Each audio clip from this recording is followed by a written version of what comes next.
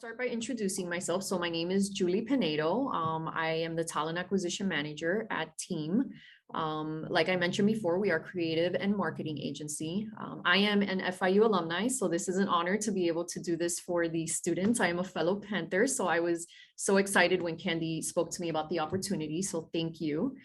And then what I was planning on doing was going through just a little bit about the agency, who we are, and then, providing the students with some tips on how to stand out in this crazy wild market we're in, and kind of the do's and don'ts of interviewing, because it's funny how you kind of think what the proper etiquette is when interviewing, but you'd be surprised some of the things I've seen. I've been recruiting for a long time and seen a lot of interesting things from candidates. So I will give you my recommendations and what I think will personally help them win that job that they'll be interviewing for. Okay. So like I said, Team is a creative and marketing agency. We are, here, I'll go to the next slide. We are an experiential marketing agency. And what that means is that we connect consumers with our brands, whether it's physically, emotionally, but we do it in real time, live experiences and events. We develop and execute marketing campaigns, creative ones, that have high level creativity and strategy for our partners and our brands, which I do have a list of brands that, you can see on one of the slides. And I invite everyone to visit our website, Team Enterprises. We do have a really nice website where we have all of our brands. We have an about us. You can read a little bit more about us, and you can see, more importantly, all of the careers that we currently have on there as well. Okay. Most important thing, we are creative problem solvers. We're a group of passionate people from all walks of brand and business lives coming together with one common goal. We're a fun agency too. This goes back a little bit to what I had mentioned. We activate emotions to build communities through creative brand experiences. And we do those through live events. In 2018, we were named as the top 100 agencies to not just work for, but to also hire, this has been an honor. With all the agencies we have a lot of agencies in South Florida, in the whole country. So it's nice that we made this list. We're proud. These are a few of the brands that we work with. Some of these brands I'm sure you recognize, quite a few, and these are our partners.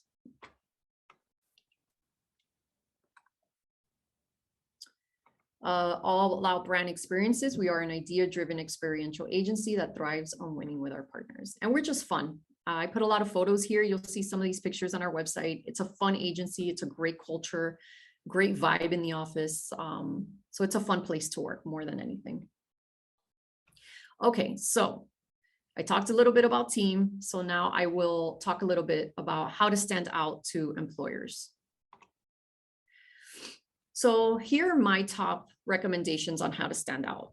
It is a crazy wild market right now. It's funny because you got to think of it from an economic standpoint, right? When there is not enough supply for demand, the prices go up, right? Kind of the same situation we're in. Now, companies are finding that it's very hard to find talent with specific skill sets that they are looking for. So they're willing to pay more. So that's why I was saying earlier, it's a great time for them to be graduating school and looking for a job in this market, because it's right now, companies are very competitive right now with salaries, okay? So how can you stand out in this wild market? The first thing I always tell candidates, do your research. Do not go into an interview. Do not go into a phone screening without knowing absolutely nothing about the organization. It's something as simple as going on the website, just checking out, who are some of the stakeholders? What are they about? What do they do? You don't want to get caught off guard in the interview when they ask, so have you heard of Team? And then the person says, oh no, but what can you tell me about Team? It will definitely impress the employer if you do just a little bit of research and throw something out there during the interview, like, oh yes, I actually like and I see what you do with the community and the charities you support, which is one of the reasons I wanted to apply. Okay. The second thing is keep your resume short and sweet. I have seen so many resumes that are 10 pages in, so many wordy resumes. I can tell you that recruiters, they will look at the resume and they will do a scan first and foremost. When a job goes up, we get 50 resumes over a weekend, maybe more, 50 to 100. So keeping it short and sweet will definitely make you stand out because it'll be easy for the recruiter to read. It'll be cleaner.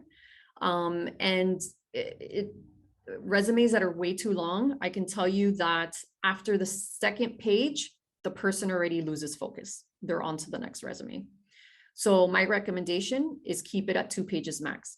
If there is a role that you really, really, really, really want, and you are applying for it, look at the job description. I recommend you take keywords from the job description and incorporate them into your resume for that role. Because by putting keywords into your resume, some applicant tracking systems may actually bump your resume up. So you want to definitely look at the job description. If it's, a company you really want to work for, Amazon, Google, Ultimate Software, check the job description first and add some of the keywords into your resume. The third thing is, I always tell candidates, make sure you have a LinkedIn profile. LinkedIn is a professional social page. It's not Facebook. It's not Twitter. It's not to post anything personal. Some people do, but it is to keep a professional page with your background. An experience from your previous roles. Most employers will go into your LinkedIn profile and compare your resume against your page. So you want to be sure that your employment dates match what you're seeing on your resume is also on your LinkedIn profile. That's just a little tip. Okay. All right, we'll go through the do's and don'ts of interviewing. I always like to start with positives, so we'll start with the things you should be doing.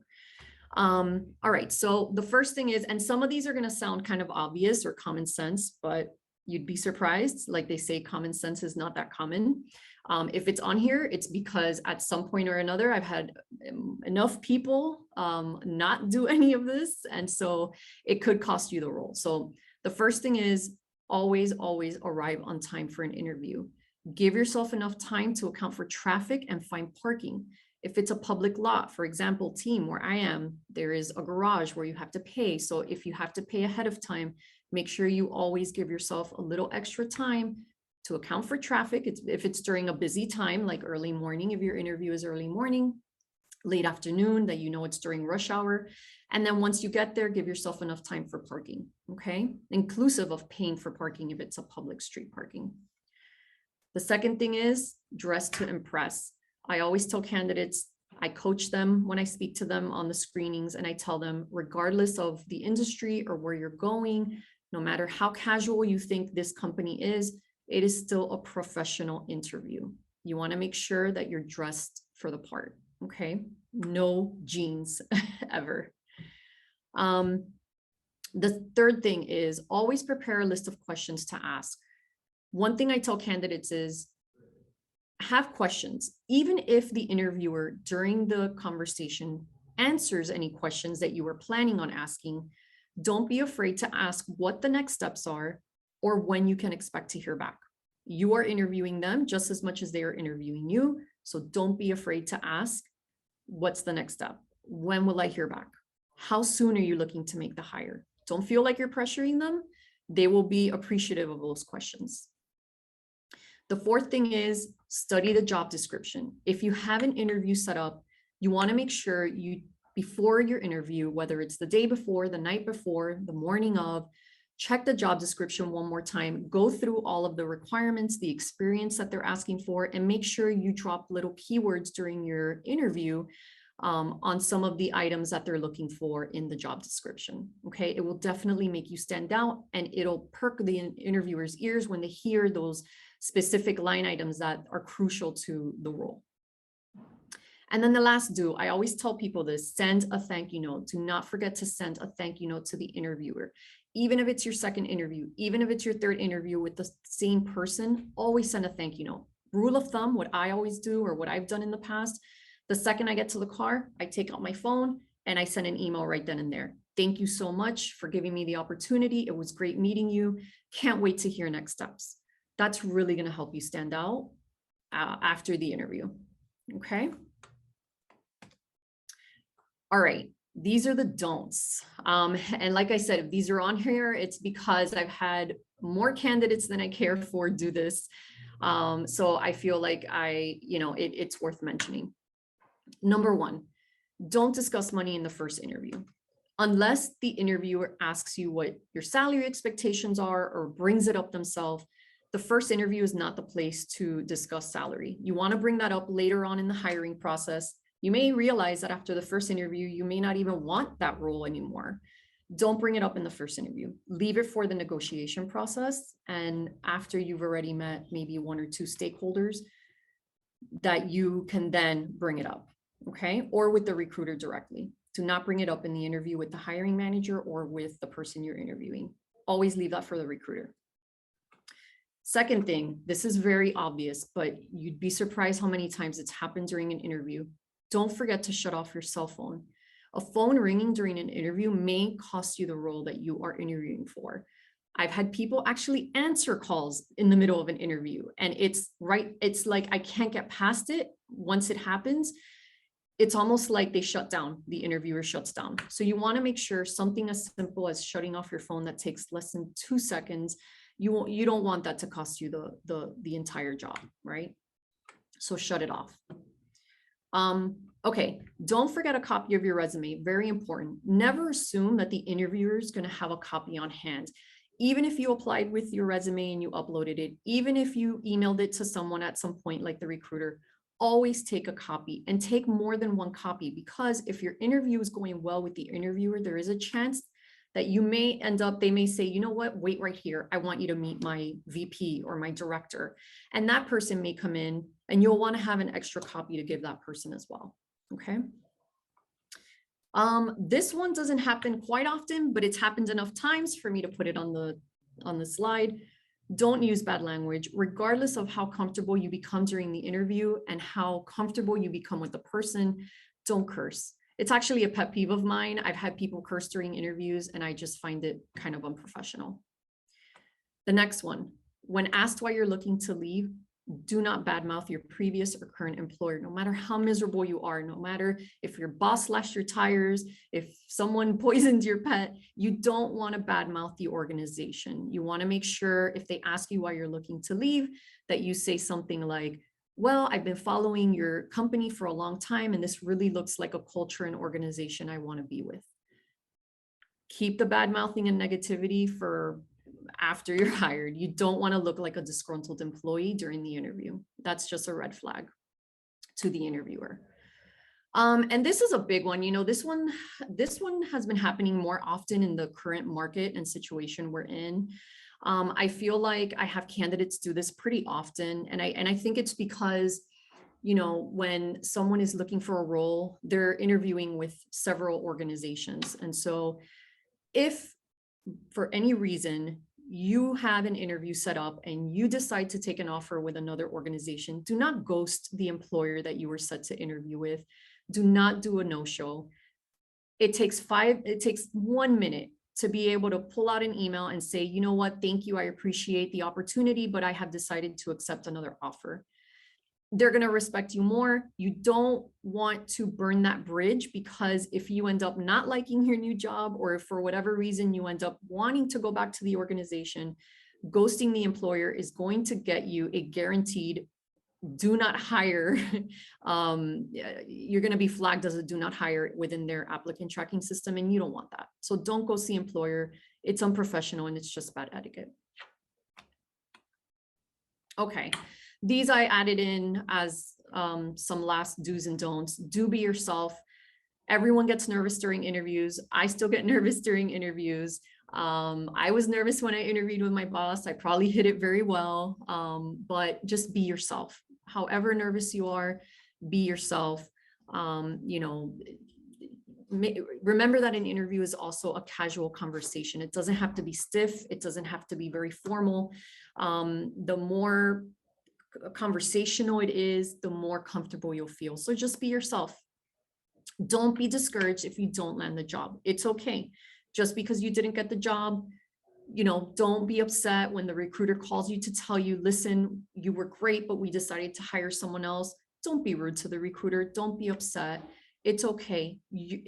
For whatever reason, it wasn't meant for you to have that job. You never know. In the future, they may call you back and say, hey, you interviewed with us a month ago, and guess what? We had another position open up. So if you didn't get the job, don't be discouraged. You know what? You tell them, thank you so much. I truly enjoyed you taking the time to meet with me, and I do hope you'll consider me for any future openings. These are just some additional tips that I wanted to add in that I have learned over time to do for myself. So I did want to share it with all of you. The first thing is read reviews on a company before taking on a role with them. When you are in the interview process and you're going through the first and second interview, if it looks like it's getting close to an offer to getting to the offer stage, do your reviews before you get that offer. Glassdoor is a great resource for you to go online, and you can read pretty much on any and every organization out there. You can see all of the ratings and reviews from current employees, previous employees. Go on there and check to see what people are saying. You will also see that there'll be ratings on anywhere from the CEO to the benefits and perks to the overall organization. Any company that has under a 3-star rating, 3.5-star rating, you want to kind of take some time and read through the reviews. Any company that has over 4 stars is a pretty good sign, okay? Also, go to Google. If it's a company that has any products or services that they offer, check out the Google reviews.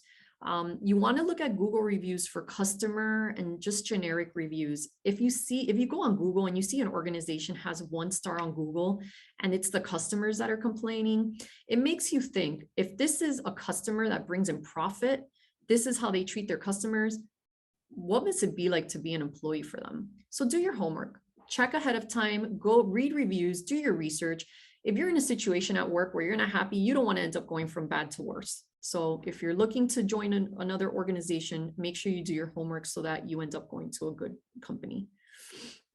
Another tip I wanted to add was, if you are applying for multiple roles at several organizations, keep a job tracker, because a lot of applicant tracking systems now, when you go on company websites to apply, it's going to ask you to create a username and login. So you could be applying for so many jobs that you may lose track. What I used to do is I would sit down to apply for jobs. Let's say I would apply for 20 jobs. Once you apply for a job, usually 9 times out of 10, every system will send you an automatic thank you. We've received your resume. We'll be in contact with you. I used to take that email and just swipe it into a folder. And after I applied for 20, 25 jobs, I would go back to that folder and I would just make a quick little spreadsheet on Excel. On this day, I applied for Amazon for this role. On this day, I applied for Team for this role. On this date, and that helped me keep track of all the jobs that I was applying for and positions, so that when they called me, I wouldn't say, what company is this? What job was this for? People do it all the time. And I get it. Most of the time, people are applying for multiple roles at once. So you want to make sure when you get called, you know exactly what role they're calling you about. And the last tip I had was always use a professional email address. Please do not apply with an I'm too sexy for myself 123@hotmail.com. Very unprofessional. I have candidates who do it. Keep a professional email address. If you have to open one up just for the sake of job hunting, do it. But you don't want to apply with an unprofessional email. The only thing it's going to get is the recruitment team having a good laugh. But you want to keep it always professional. And this is where I had a slide for Q&A. And I have a list of questions to ask you. Oh, nice. I love your presentation, by the way. There are some tips in there that I haven't think about it. Oh, thank you. Good. I mean, those are good. Those are just tips that I've either researched, I've learned through training courses, right? Or I've just learned through trial and error in my own experience when looking for a job. So that's why I figured I'd share all of them today. And, that way you already have that as a tool to add to your tool belt when job hunting. Awesome. Let me ask you, what are some of the best candidates you have hired and why?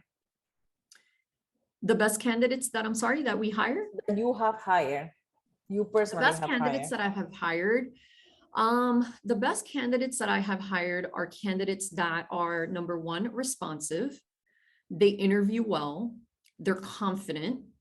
During the interview, they exude confidence, right? They're not scared to ask questions. And they speak in the interview as if they already have the job, right? It's almost like they end up convincing me to hire them. So those are typically the ones, and it's definitely the ones that I feel that their resumes match with what I'm looking for as far as the job description.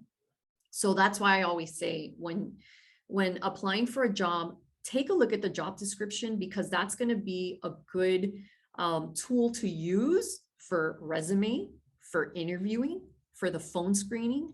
And if you know exactly what a company is looking for and you have those specific skill sets and you're confident about them, right there, that's 80% of getting the job.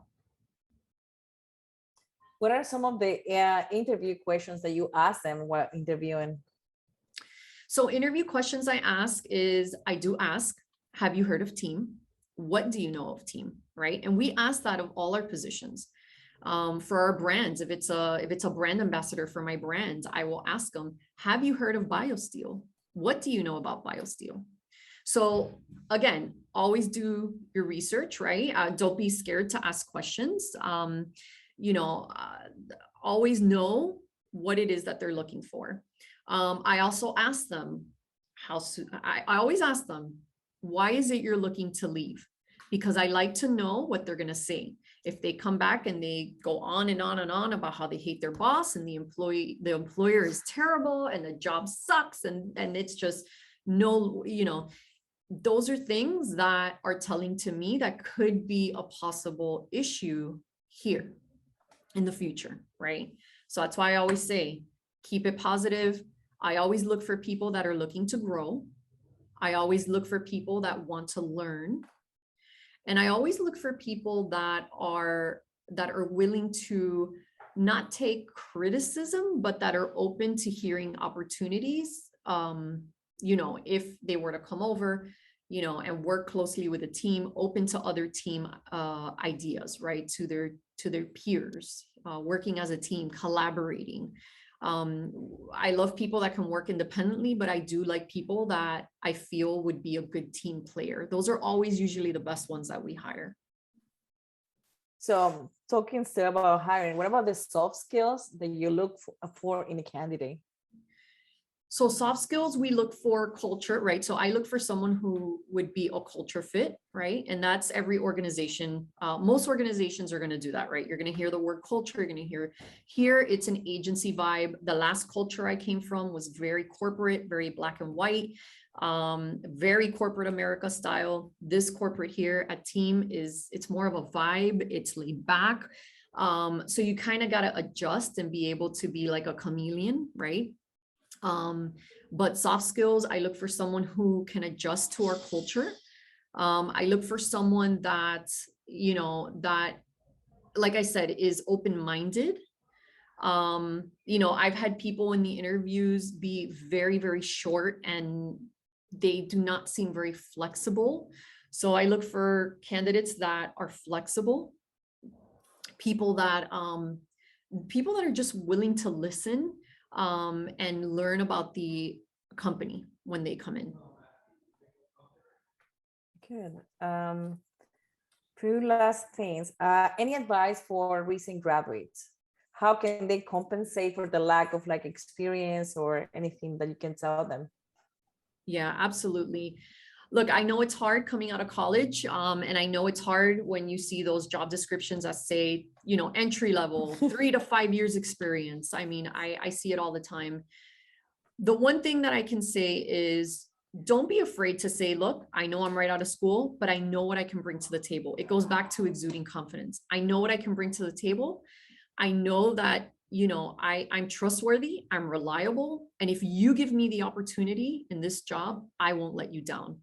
I hear something like that. And that to me, that's almost something that's almost like a soft skill, right? Like you can't teach someone to do those things. So it's okay to not have the experience that someone else has, because remember, coming out of college, not having all the experience that someone else has, you are most of the time moldable, right, for that organization. You're not jaded by the industry yet. So, a lot of times I like to hire people who don't have experience because of that reason, because they come in with an open mind, fresh talent that I can work with, rather than someone who's had 5 years of experience doing it. Oh, because I only do it this way at my old job, and at this, and before, this is how I previously did it. So that's something that would work in their benefit. Coming in and saying, look, I'm here to learn, I'm here to grow, and I will not let you down if you give me this opportunity. So finally, how can people find you? How our students can find you? And is team hiring? Team is hiring. We are definitely hiring. So I should have added it to the slide, but if you just Google Team Enterprises, we're one of the first ones on Google. Just Google Team Enterprises, and you will find us. And then on the top of our page, we have the careers, and you just click on careers, and we have all of our job posts. You can apply right then and there, and I will get your resume or my corporate recruiter. And in the notes, when you apply, just say, I saw you in the FIU session, and I am interested in this role, and I will reach out to you personally. Great. But we have a lot of positions. We have over 30 full-time positions, and then part-time positions. We are always looking for part-timers, and our promotional specialists, which are the part-time positions, you basically work on your schedule. We're looking for promotional specialists that can work our events, and you choose the events you want to work for, right? We have events at pretty much every weekend right now going on. It's picked up, and we are busier than ever. And so you can feel free to apply to work a specific event, and then it's all on your schedule and your time. Sounds good. Sounds great, actually. Yeah. Yeah, for students or for recent graduates, while they're still looking for like a permanent job. Sounds excellent. Yeah. Yeah, definitely. And it's good pay. It's good pay, and it's great, especially if you're still in school and you're going to school full time, but you need something on the side to help bring in a little cash. That's a great way. I mean, I would recommend that for anybody, not just students. Even anyone trying to bring in a little bit of extra cash on the side, I would definitely recommend it. Good to hear. Yeah. Well, I would like to thank you very, very much for being with us today, and for presenting team, and just like sharing your 2 cents on all this, like hiring, the do's and don'ts on the interviews and so on. Thank you. It was a pleasure. And you have my information. Feel free to share it with the students. I would be more than happy to answer any questions. My email address is jpinedo@teamenterprises.com. Feel free to share it with them. I am here to assist you with any questions, whether it be about team, about interviewing, about, if you want me to review your resume and give you some resume tips and say, hey, what should you do differently with your resume? I'd be more than happy to do that as well.